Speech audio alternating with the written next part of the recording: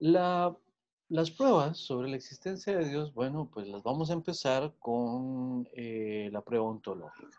Bueno, ya habíamos visto esto de la prescindencia, de la experiencia, vamos a ver qué significa esto, ¿verdad? Bien, la prueba ontológica, ¿verdad?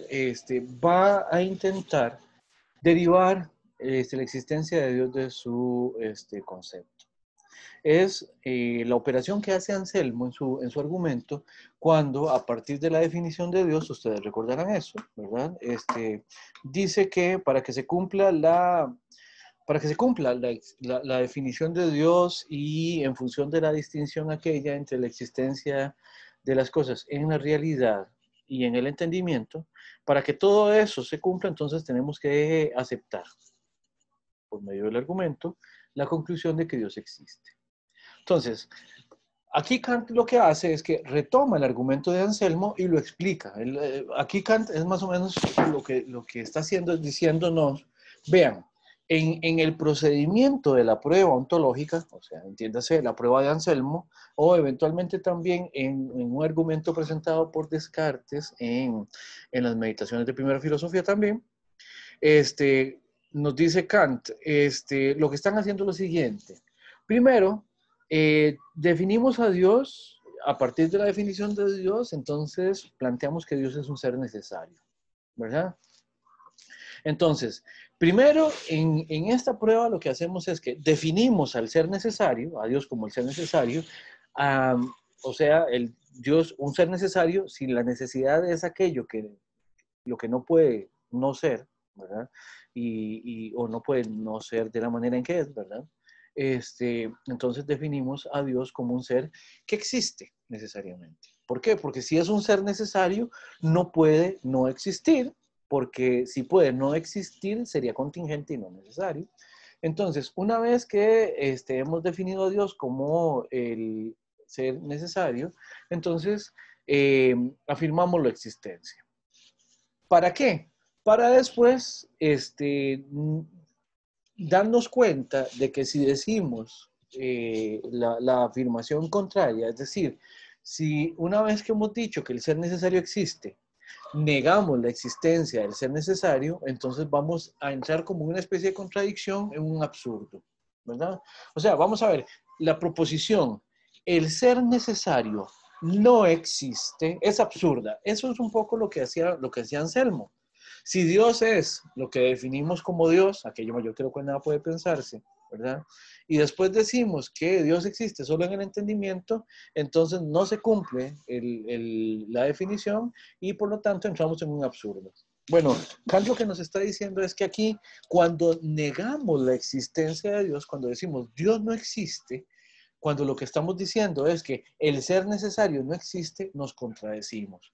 Por lo tanto, si la proposición, el ser necesario no existe, o sea, Dios no existe, es intrínsecamente contradictoria, quienes postulan el argumento ontológico dicen, a partir de ahí se evidencia que como esa proposición, es decir, la proposición que afirma el ser necesario no existe, si es contradictoria en sí misma, ¿verdad? Por lo tanto, entonces tendríamos que afirmar su contraria, o sea que Dios existe.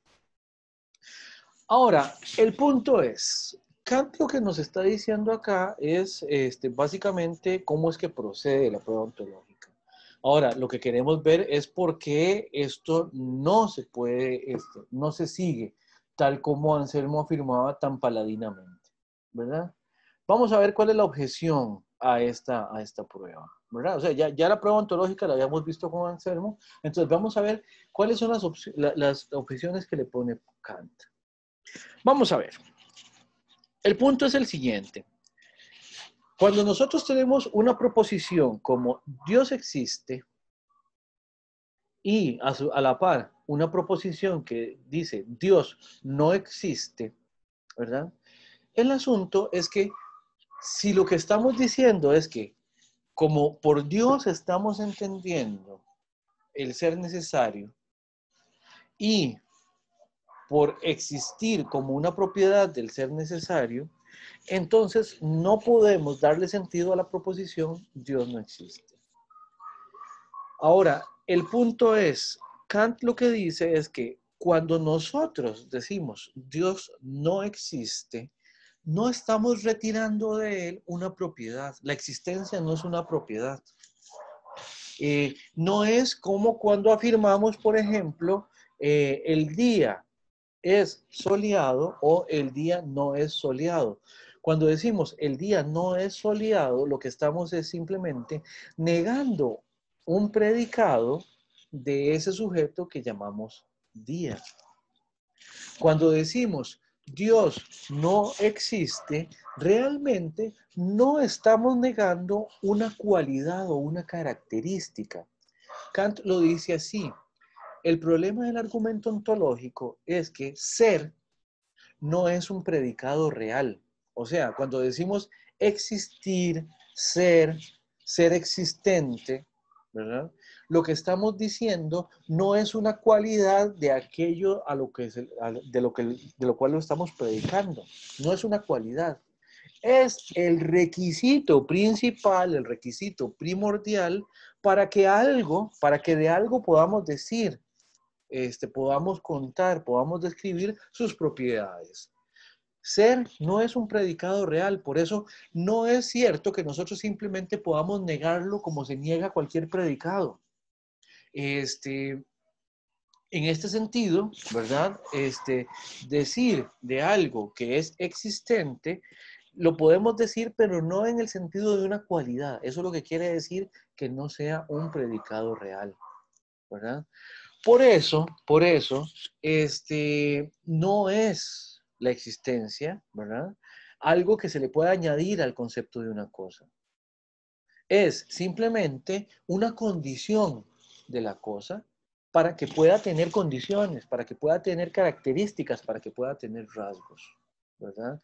Por eso si yo tomo el sujeto Dios, dice Kant, ¿verdad? Y digo, hay un Dios, no añado nada al concepto de Dios, porque del concepto de Dios no se sigue necesariamente su existencia, como lo postuló Anselmo, como también lo postularía Tomás de Aquino, como lo postuló Descartes, como lo han postulado tantas gentes, ¿verdad? Entonces, el punto es del concepto de algo no se sigue su existencia. Del concepto de Dios como ser necesario no se sigue su existencia real. Sabemos que lo podemos pensar, porque el concepto efectivamente está en nosotros, ¿verdad? O sea, nosotros hablamos de Dios o de dioses y realmente no hay una sola cultura que no tenga alguna referencia a algo divino. Pero de ahí no se sigue que eso sea existente. ¿Se entiende cuál es la objeción del argumento ontológico? Preguntas. Profe, la verdad es que yo no lo entiendo. Y le voy a comenzar porque es que no sé de dónde. Por ejemplo, el argumento cartesiano me parece, si no me equivoco, parte de las perfecciones de Dios. ¿Sí? Es decir, Dios es omniperfecto y eso ya es una cosa que le estamos añadiendo. Ya no estamos diciendo hay un Dios, ya estamos diciendo Dios. Es que me acordó mucho a la vez que yo le pregunté a usted qué pasaba cuando usted nos estaba explicando las categorías aristotélicas, si yo decía que yo era yo. Y usted me decía que es que yo no estaba añadiendo nada. Uh-huh. Pero me parece que en este caso sí, es decir, Dios, categoría primera, y omniperfecto, categoría segunda. Y entonces no puede pasar a no existir porque le haría falta una perfección, la perfección primera. Sí. Ahora, el punto es El punto es Descartes, así es como lo menciona. Si Dios tiene todas las perfecciones y existir es una perfección, entonces Dios tiene que necesariamente tenerla, por lo tanto Dios tiene que ser existente. La objeción que uno le podría poner a ese argumento cartesiano es la siguiente. Primero,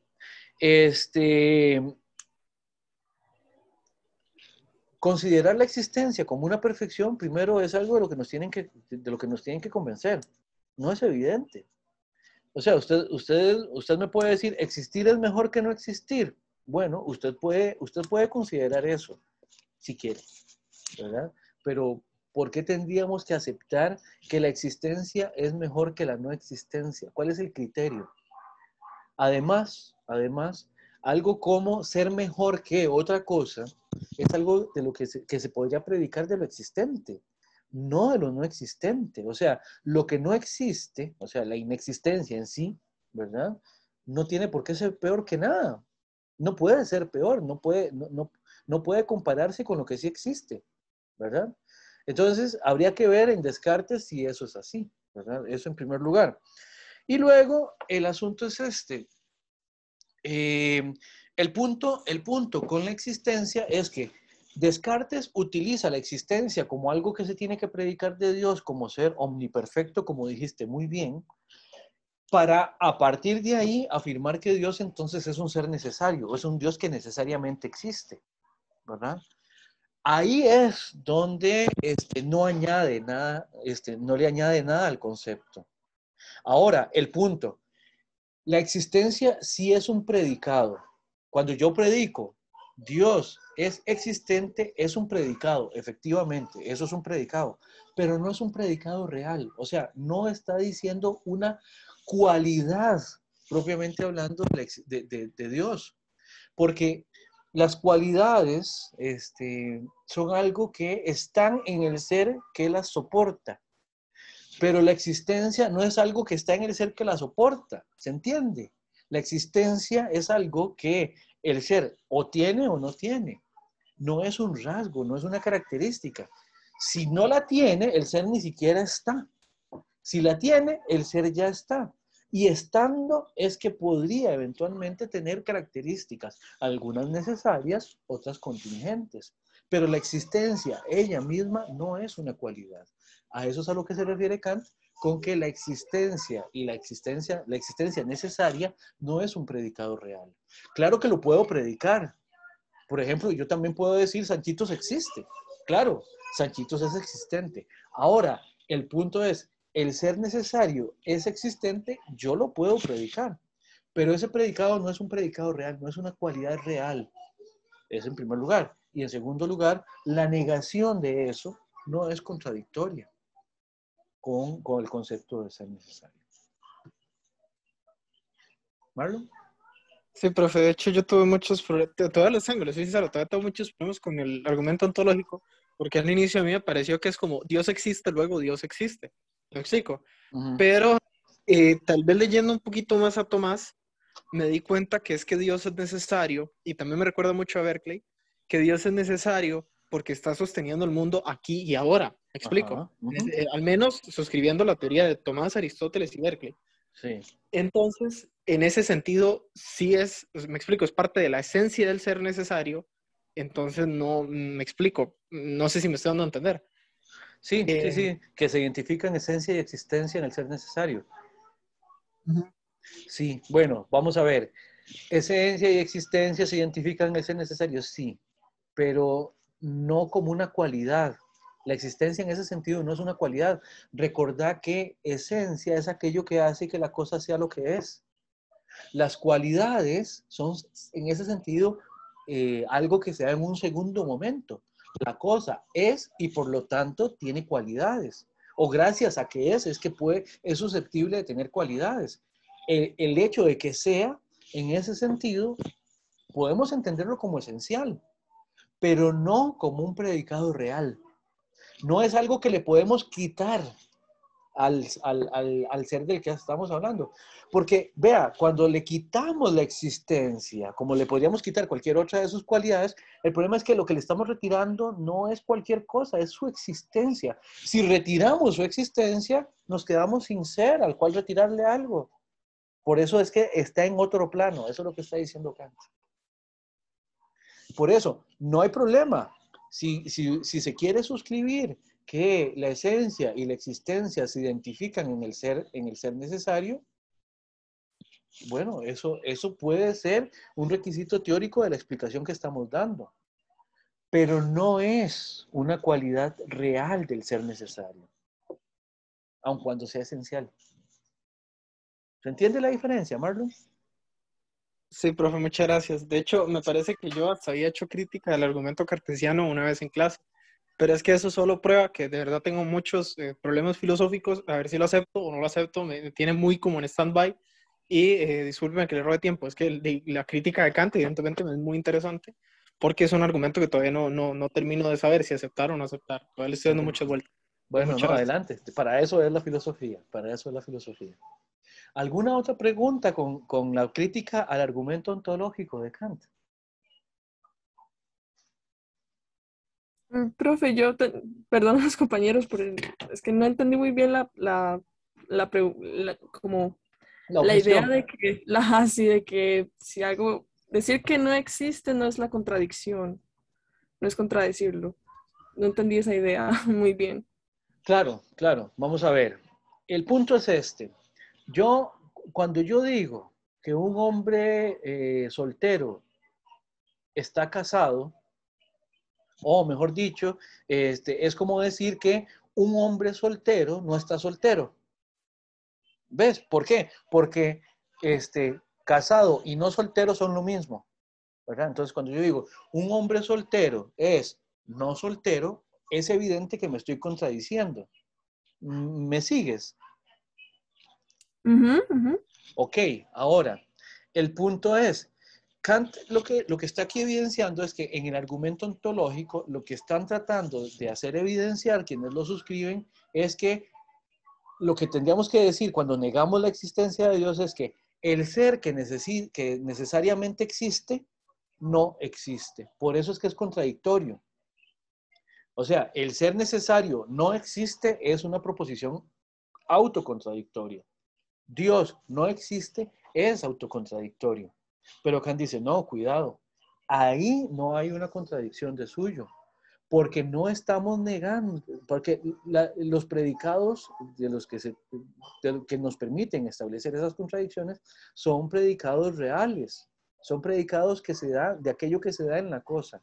El problema es que la existencia no es algo que se da en la cosa. La existencia, en ese sentido, es un requisito ontológico para que la cosa de la que estemos predicando esté ahí. Por eso, si retiramos la existencia, cuando decimos no existe, nos quedamos sin sujeto también. Cuando en el predicado negamos la existencia, se negó el sujeto y nos quedamos sin ser del cual estamos, al cual referirnos. Por eso es que es contradictoria. ¿Mejor? Perfecto, profe, ahora sí, sí, ahora sí. Sí, más bien lo que Kant hace es más bien como una observación, como, hey, mira, ustedes están haciendo esto, pero esto no está bien.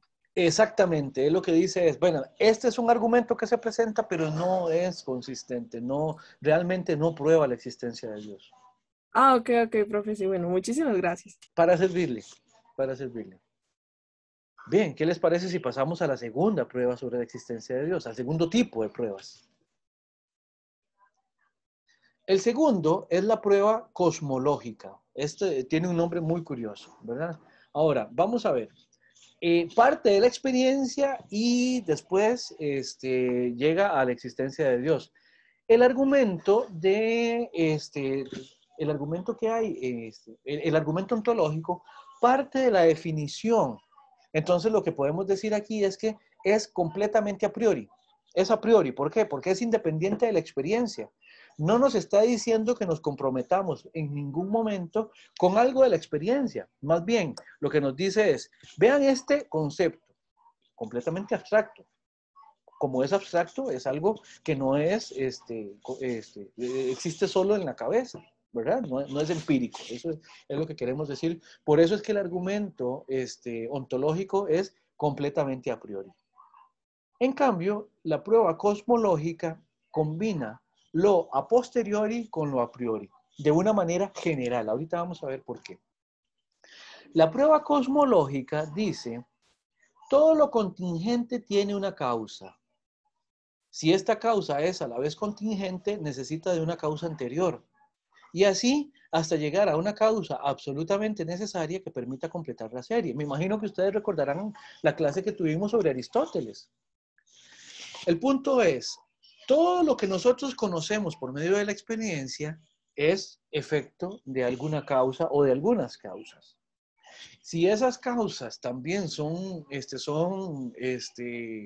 causadas por otra cosa anterior, es porque son contingentes. Y nos podemos ir retrotrayendo así hasta que lleguemos a un primer momento, como ya lo veíamos con Aristóteles. como nuestro forma de conocer no nos permite retrotraernos infinitamente, llega un momento en que decimos, en algún lugar tenemos que empezar, y por eso dice Kant, postulamos una primera causa. Ahora, esta prueba cosmológica, como ven, habla de la causalidad en general. ¿Por qué? Porque dice, bueno, simplemente hablemos de los efectos, ¿verdad? Cualquier cosa que conozcamos, por eso es en general, porque está abierta para que ahí quepa cualquier experiencia, o sea, todas las experiencias nos sirven ahí. Desde el punto de vista lógico, el argumento procede remontándose de los efectos a las causas. Y ojo, eso es algo bueno. Uno puede hacerlo. En lógica es adecuado irse de los efectos a las causas, ¿verdad? Eso se evidencia mucho, por ejemplo, en las novelas policíacas, ¿ya? En las habilidades, por ejemplo, de Sherlock Holmes, ustedes pueden ver cómo él llega y ve las huellas que dejó un carruaje sobre una calle enlodada, y él a partir de ahí deduce qué tipo de carruaje era, más o menos cuánto tiempo llevaba esas huellas de haber sido hechas, etcétera, etcétera. Ir de los efectos a las causas es algo que uno puede hacer. ¿Ya? Qué sé yo, uno llega a la refri a buscar no sé, el chocolate que dejó guardadito ahí, uno se comió un pedacito, guardó el otro en el refri, y uno llega y ve el paquete vacío, y uno ve, y precisamente uno sabe que ahí hay una causa. Uno dice, ¡ja! Alguien se me llevó el chocolate, ¿verdad? Entonces, en ese sentido, podemos ir del efecto a la causa perfectamente. Eso es lógicamente viable y es adecuado lógicamente. Ahora, el punto es, llegamos a una primera causa, y esta causa tiene que tener una característica, y es que ya esa causa, para que sea la primera, no necesita de una causa anterior. El asunto aquí es que para que esa causa no necesite de una causa anterior, entonces le retiramos una característica, la contingencia. Por lo tanto, si algo no es contingente, es porque la palabra sería Necesario. Trascendente. es necesario, efectivamente. Y entonces, otra vez, estamos ante la presencia de un ser necesario. La primera causa es un ser necesario. ¿Cuál es la diferencia entre este argumento y el argumento ontológico? El argumento ontológico parte de la definición. Este otro argumento parte de la experiencia, de la causalidad en general, y remontándose de los efectos a las causas nos dicen, tiene que haber una primera causa que está a la base, ¿verdad? Por lo tanto, esa primera causa tiene que ser absolutamente necesaria, porque si no nos tendríamos que seguir remontando y remontando y remontando. Entonces decimos, no, esta primera causa es necesaria. Volvemos al ens realísimum, dice Kant, al ser necesario, al ser soberanamente, absolutamente real.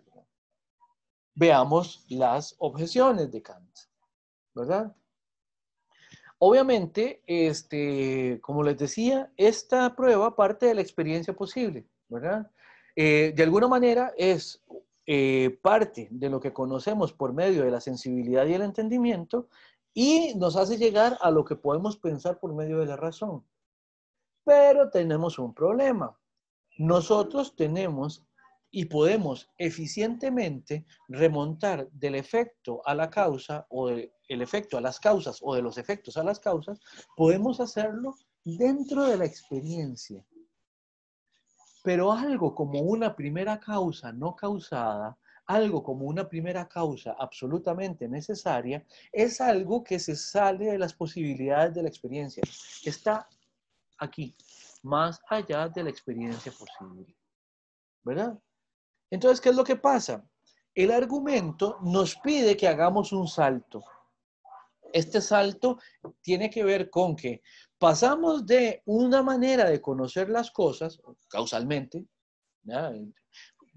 Remontándonos del efecto a la causa, de pronto tenemos que dar un salto. ¿Por qué? Porque de los efectos a una primera causa de los efectos que son todos contingentes, saltar a una primera causa necesaria, ese salto sí es cierto que no se puede dar. Aun cuando yo puedo remontarme de los efectos a las causas, eso es eficiente si y solo si lo hago dentro de causas y efectos que sean del mismo tipo. O sea, de efectos contingentes puedo remontarme a causas que a su vez sean contingentes. Y así, lo que pasa es que yo no puedo, a partir de del encadenamiento de efectos contingentes en relación con sus causas contingentes, yo no puedo realmente llegar al conocimiento de una primera causa no causada, de una primera causa necesaria. ¿Por qué? Porque lo que me está pidiendo el argumento es que entonces diga que a partir de la experiencia yo puedo llegar a conocer al ser necesario. Eso es inadecuado porque el ser necesario se sale de la experiencia.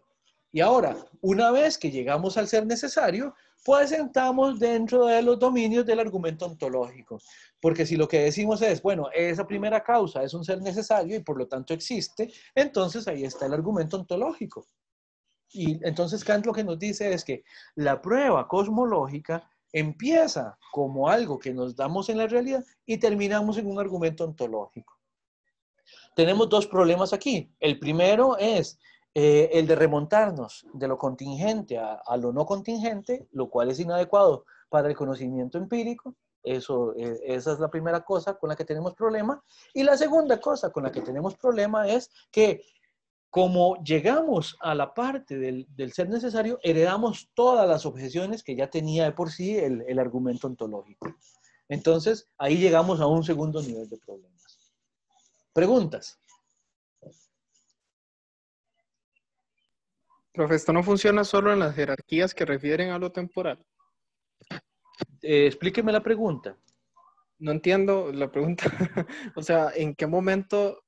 Bueno, usted sabe que yo, Tomás y Aristóteles son como sagrados para mí, ¿verdad? Sí, Pero sí. ¿en qué momento yo estoy hablando de algo temporal, así como que, o sea, se está llegando a partir de lo de aquí y lo de ahora, a partir de la experiencia que todo el mundo puede tener, necesariamente y por definición, un efecto causado tiene que tener una causa. Entonces, o sea, lo que se está proponiendo, o bueno, al menos Tomás y Aristóteles, es que Dios tiene el mundo aquí y ahora, no que lo creó, se fue y lo dejó ahí botado y nosotros estamos solos, ¿me explico? No, el argumento lo que nos dice es que yo puedo conocer desde lo contingente lo necesario. Eso es problemático desde la experiencia. Lo necesario, o sea, el ser necesario, punto. De seres contingentes yo puedo llegar al conocimiento de un ser necesario. Eso es con lo que se compromete el argumento. Y es problemático. ¿Por qué? Porque sí, todo efecto tiene una causa. Perfecto, perfecto. Ahora, el contenido en relación con el tipo es lo que es problemático. Porque que todo efecto tenga una causa, eso se entiende si entre causa y efecto hay una relación proporcional. El problema es que pasar de un efecto, de los efectos contingentes, es más, pasar de la totalidad de los efectos contingentes a una causa necesaria es desproporcional. No es proporcional, no hay una relación coherente en ese sentido entre causa y efecto. No desde el conocimiento que podemos generar. Ese es el problema. Hay un salto. De pronto, yo, de lo que era la experiencia, de pronto terminé hablando de cosas que no están en la experiencia. ¿Cómo así? Porque eso sería un paso lógico legítimo. Kant dice, no lo es. No lo es. Por lo tanto, este argumento no termina probando. Sí, de hecho, Tomás en la segunda cuestión dice que una de las objeciones que le pone a la existencia de Dios es que los efectos de acá son finitos y Dios es infinito. Luego los efectos no son proporcionales a la causa. Pero Exactamente. no recuerdo cómo es que lo solventa Tomás. En este momento no me acuerdo.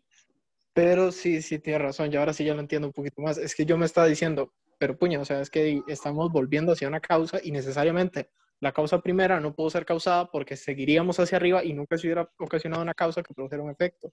Entonces, me explico, o sea, según yo sí estábamos tocando lo que es parte del dominio de la experiencia. No, pero es que Tomás cuando él dice, este es un efecto, esta es una objeción posible, o sea, si es una objeción posible al argumento, recuerde que él no se casa Él se casa más bien con la proposición, con la explicación de que de los efectos podemos llegar a una primera causa no causada. Tomás es aristotélico, ¿ya? Ah, no, no, sí, sí, sí, no, no me supe explicar, pero sí, o sea, no, yo lo que quería decir es que sí, sí, lo confundí todo, muchas gracias. Perfecto. Entonces, ven, aquí antes estábamos ante el argumento de Anselmo, aquí estamos ante el argumento de Aristóteles, de Tomás bueno, y parece que de Marlon, es broma, Marlon, pero yo sé que esto te tiene la cabeza bastante ocupada. Pero sí, o sea, quien suscriba con Aristóteles y con Tomás esta prueba, dice Kant, le calza este tipo de objeción. ¿Alguna otra pregunta? Profe, yo tenía una pregunta, Por no favor. tanto no tanto sobre esta objeción, sino como, digamos, independiente, decir que algo es independiente de la experiencia y decir Ujú. que algo está más allá de la experiencia, ¿es lo mismo o hay alguna diferencia? Hay una diferencia, claro. Lo que es, muy buena pregunta, muchas gracias. Lo que es independiente de la experiencia, lo a priori, ¿verdad? Tiene lugar también dentro de lo que podemos conocer, ¿verdad? Vamos a ver, vea que incluso nosotros podemos hablar de cosas que son independientes de la experiencia, pero no absolutamente. El ejemplo de la casa a la que le socavamos los cimientos, de que si le socavamos los cimientos se cae, es un ejemplo que está en los prólogos de Kant. Ese ejemplo es algo que es a priori, ¿verdad? Es independiente de la experiencia, pero no está más allá de la experiencia posible, ¿no? ¿Por qué? Porque yo puedo ir y de verdad, si a mí me llama mucho la atención el ejemplo de Kant, digo, entonces voy a ir a buscarme una casa y le voy a socavar los cimientos para ver si pasa. Voy, lo hago, se cae la casa y muy probablemente me acusen y me lleven preso, pero el punto es, desde el punto de vista de la experiencia, eso es algo que no está más allá de la experiencia posible. Podríamos llevar a cabo la experiencia. Entonces no está más allá de la experiencia posible. Lo que está más allá de la experiencia posible es aquello que podemos pensar por medio de la razón, pero que por más que nos esforzáramos no podríamos reconstruir dentro de una experiencia. Por ejemplo, conocer la totalidad de lo que es el mundo. Podríamos esforzarnos todo lo que quieran en construir eso, que jamás lo vamos a lograr. ¿Por qué? Porque tiene que ver con una totalidad que excede. Por eso es que está más allá de la experiencia. Perfecto, profe, muy, muy claro, muchas gracias. A usted, Paulina, a usted. ¿Otra pregunta? ¿O pasamos a la tercera prueba? Profe, yo le quiero hacer una pregunta. Por favor, Larry. Eh, ok, yo sé que aquí estamos viendo lo de la existencia de Dios, pero por ejemplo estaba pensando en esa, en esa causa primera Sí, sí, eh, como la teoría del Big Bang. sí. Entonces, en ese caso, por lo que entiendo, Kant diría que eso, que tampoco se podría como, como, como decir que es correcta esa teoría porque lo que sucedió en ese entonces no no es una experiencia que podamos tener. Ok, perfecto. Eh, Dos cosas. La primera es que por eso es que lo del Big Bang es teoría, ¿verdad? Es una propuesta. En todo caso, estaría sometido al tipo de conocimiento que surge de la experiencia. ¿Qué quiere decir esto? De hecho, ya hay teorías que plantean una explicación a propósito a lo que habría ocurrido antes del Big Bang, ¿verdad? Esto tiene que ver con explicaciones que plantean, digamos, una manera de existir y que nuestro universo también deriva de algo anterior, ¿verdad? Ahora, el punto es, ¿del Big Bang tenemos experiencia posible? No, no tenemos experiencia posible, no podemos generarlo a partir de la experiencia, pero sí podríamos eventualmente tener conocimiento de ello. ¿Por qué? Vamos a ver, tras las investigaciones de Penrose, si no me equivoco, se logró determinar que todavía hay un sonido residual en el universo cuya causa podría evidentemente ser la explosión primordial. Como es teórico, en este momento es solamente hipotético, pero si se logra demostrar que ese sonido depende de algo como el Big Bang, entonces ahí el Big Bang, aunque está fuera de nuestra experiencia posible, entraría a estar dentro de nuestro conocimiento del universo. Por ejemplo, también hoy sabemos que hubo un meteorito que cayó en lo que ahora es la península de Yucatán, del cual se sospecha que fue, si no la causa, una muy, muy importante causa de la extinción de los dinosaurios. ¿De eso tenemos experiencia posible? No. Nadie estaba ahí para haberlo visto, ninguno de nosotros, ni nadie, y no había seres humanos todavía. No hay experiencia posible de lo que pasó ahí, pero sí hay conocimiento de eso, ¿verdad? Entonces esa es la distinción. En cambio, de lo que está hablando Kant aquí, al estar más allá de la experiencia posible, lo que nos dice es que no lo podemos generar como un conocimiento de la experiencia, por lo tanto, a quien le corresponde construir esto es a la razón. Si lo podemos reconstruir a partir de el conocimiento empírico, estará entroncado dentro de la experiencia, aunque sea a priori, independiente de la experiencia. ¿Por qué? Porque operaría dentro del mismo tipo de ocurrencia de aquello que sí conocemos. Pero si está completamente desligado de la experiencia posible, entonces es ahí donde se salta esta barrera. ¿Se entiende, Larsen? Sí, ya me queda más claro. Gracias. Perfecto. Vamos a la tercera. La prueba físico-teológica también tiene una combinación entre lo a posteriori y lo a priori, con la diferencia de que ya no habla de la experiencia en general, sino que habla de una experiencia muy determinada, que es que tiene que ver con que el mundo que lo conocemos, a partir de sus relaciones causales, da a nuestro conocimiento la noción de que hay un cierto orden en el mundo. ¿Ya? Vamos a ver. La experiencia determinada precisamente tiene que ver con que, vamos a ver, el día sigue a la noche al día. Las estaciones se suceden de una manera que siempre es la misma, ¿verdad? Un árbol, el olmo da frutos de olmo, ¿no? Y el peral da frutos, da peras, ¿verdad? No le podemos pedir peras al olmo. De ese refrán lo que nos dice es que de alguna manera hay un ordenamiento en el mundo. Las cosas se desarrollan y a partir de la causalidad generan ciertos efectos y estos efectos son muy puntuales. Entonces parece ser que este mundo está ordenado. Las cosas están ordenadas, ¿verdad? El punto es que, dice Kant, en este argumento también lo que se dice es que las cosas no se pueden dar a sí mismas el orden que tienen.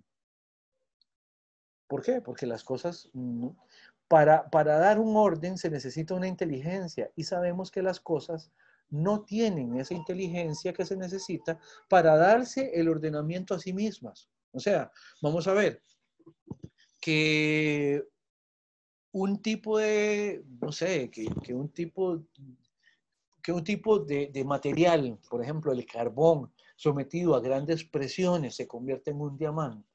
Eso es algo que el carbón no puede darse a sí mismo y que el diamante tampoco se ha dado a sí mismo. Además, dice Kant, ese ordenamiento denota la existencia de una inteligencia, insisto, que las cosas no tienen. Por lo tanto, y esta es la conclusión, como existe un orden en el mundo y el mundo no se puede dar a sí mismo ese orden, necesariamente tiene que haber un ente, una entidad que le dé ese orden al mundo, porque el mundo no se lo puede dar. Y ese ordenador del mundo, no me lo van a creer, es Dios, ¿verdad? ¿Por qué? Porque como necesitamos de verdad que haya un ordenador, entonces así es como procede el mundo, a partir de que fue creado por un ser inteligente que lo dotó de orden. Este argumento es el que se llama desde Hume el argumento del diseño inteligente, que todavía sigue vigente dentro de hay muchas personas pues que lo defienden, el argumento inteligente. Vamos a las objeciones de Kant. Bueno, de nuevo.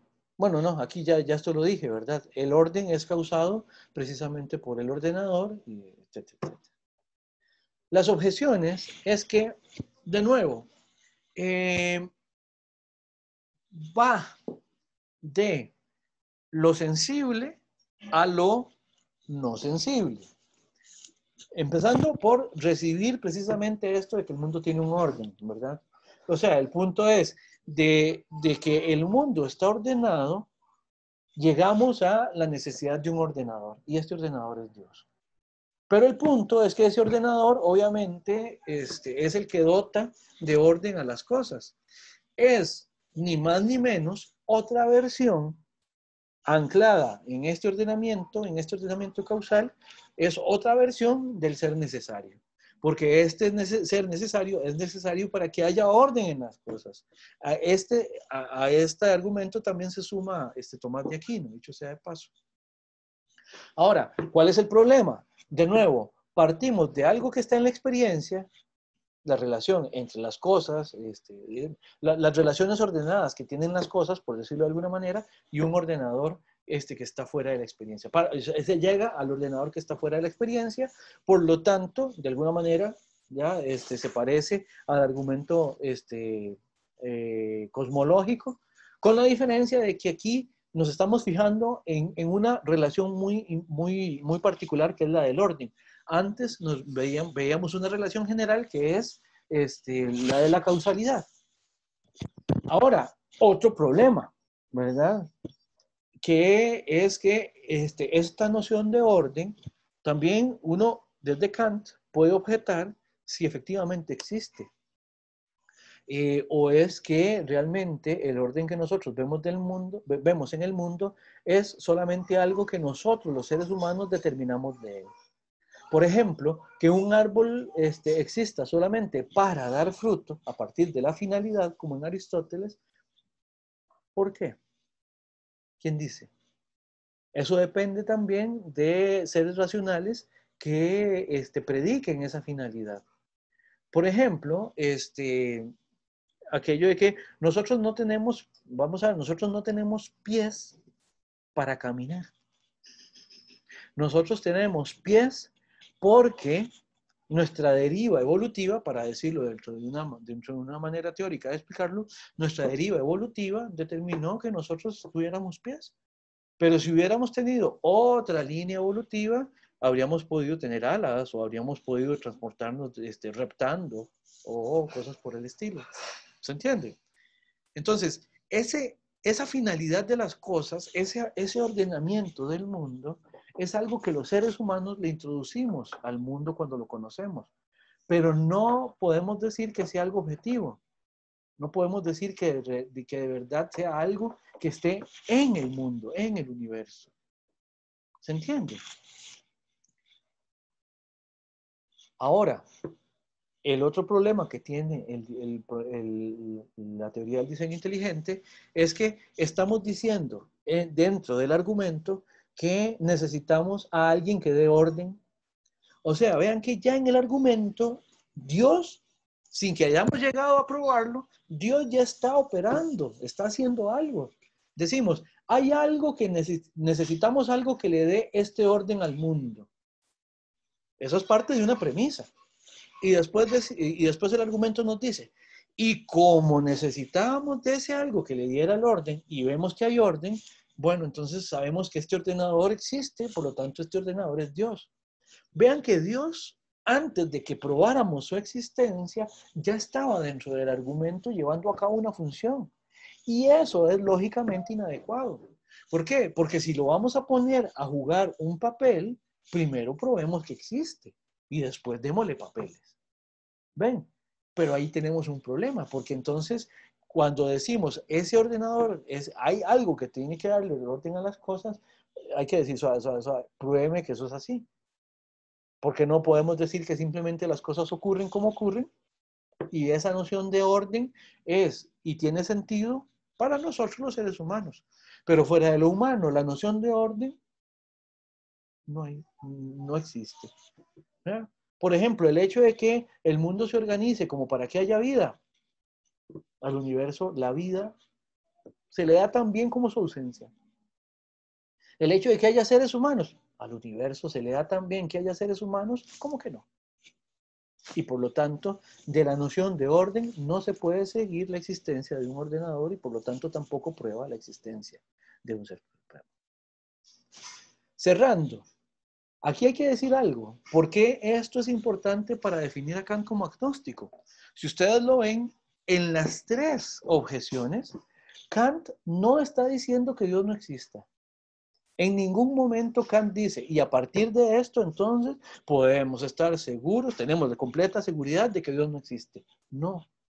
Lo que está diciendo Kant es que la existencia de Dios es algo que sobrepasa nuestra capacidad de conocer. Y por lo tanto puede ser que exista o que no, pero no lo podemos saber con certeza. El problema de la existencia de Dios también está determinado por nuestras capacidades epistemológicas. Y esto es interesantísimo. Es maravilloso también. ¿Se entiende? Por eso decimos que Kant es agnóstico. Porque él suspende el juicio. Él no puede definitiva y contundentemente decir Dios existe o Dios no existe. Si dice Dios existe, tendría que meterse a argumentarlo y probablemente caería en alguna de estas tres. Ahora, decir Dios no existe es algo que no se puede hacer tampoco. Porque tendríamos que comprometernos con la capacidad de negar algo, lo cual en lógica es problemático. O sea, en lógica uno no puede probar un negativo y además sería una prueba que supere la experiencia posible. Sería una negación que supere la experiencia posible. No nos podemos meter por ese lado tampoco. Por lo tanto, en Kant quedamos en una postura agnóstica. Preguntas, así, muy rápidamente.